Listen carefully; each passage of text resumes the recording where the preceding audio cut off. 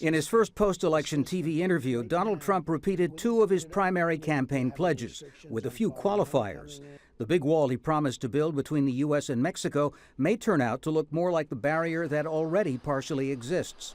For certain areas I would, but certain areas the wall is more appropriate. I'm very good at this. This is called construction. Trump also said he would deport millions of undocumented immigrants immediately, but not all of them.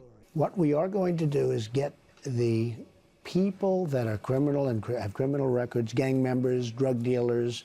We have a lot of these people, probably 2 million, it could even be 3 million. We're getting them out of our country or we're going to incarcerate. That, in fact, is essentially the policy of the outgoing Obama administration, which has sent back or detained at least 2 million foreigners judged to be criminal.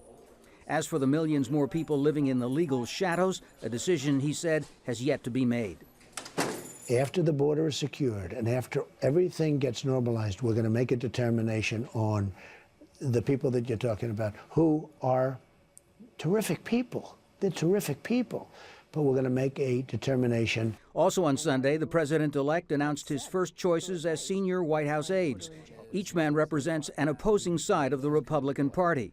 Trump's chief of staff, current party chairman Reince Priebus, is a consummate Washington insider regarded as close to House of Representatives Speaker Paul Ryan. Priebus will be tasked with cultivating Trump's working relationship with establishment members of the party like Ryan, whose agendas don't always align with Trump's. In picking Priebus, Trump passed over his campaign chairman, Stephen Bannon, who he named chief strategist and senior advisor.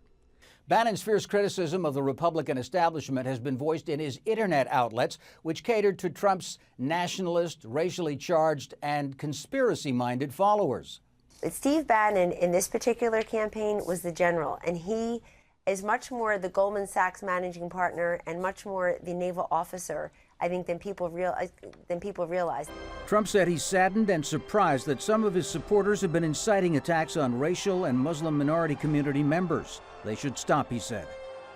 We reject the president-elect! Meanwhile, in New York, Los Angeles, and San Francisco, several thousand protesters marched peacefully against the incoming president for the fifth day.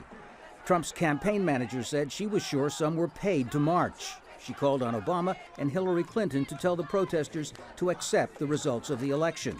One high-profile Democrat speaking out loudly and often in favor of American unity these days, Bernie Sanders, the Vermont senator who ran against Clinton for the Democratic nomination.